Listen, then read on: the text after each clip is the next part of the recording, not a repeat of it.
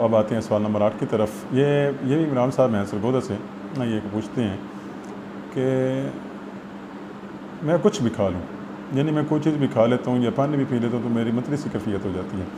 تو دوستو یہ متلی کی کیفیت ایسے پیدا نہیں ہوتی، اس کے اندر گرمی خشکی ہے اور اس کے اندر یہ صفرا کی زیادتی ہے۔ تو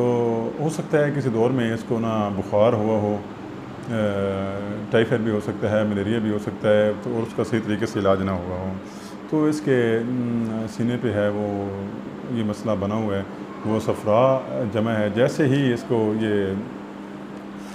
صبح اٹھیں آپ چیک کریں کہ صبح آپ اپنے یہ انگوٹھے کے ساتھ اپنی زبان کو صاف کریں، یہ اینڈ تک لے جائیں، اس سے آپ کو الٹی وغیرہ آئے گی تو اندر سے نا پیلا کڑوا اس طرح کی چیزیں وہ نکلیں گی۔ تو اگر وہ نکلیں گی تو اس کے بعد آپ چیک کریے کہ آپ کی متلی کی کیفیت کافی بہتر ہو جائے گی۔ تو اس کے لیے میں آپ کو بتاؤں کہ اگر متلی کی بہت زیادہ آپ کو یہ مسئلہ بن رہا ہے تو آپ اس طرح کریں، سیب لے لیں،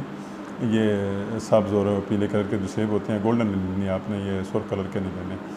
آپ نے یہ سیب لینے ہیں اور سیب کو نا آپ چھیل کر اس طرح جس طرح ملک شیک بناتے ہیں تو آپ نے ملک شیک نہیں بنانا بلکہ آپ نے پانی شیک بنانا ہے۔ دودھ کی جگہ پہ آپ نے پانی ڈالنا ہے، پانی ڈالنے کے بعد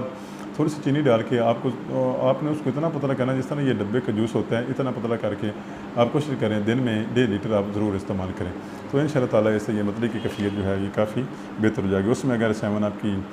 آپ بوتل ہے وہ بھی تھوڑی سی آپ ڈال سکتے ہیں، یا لیمن ہے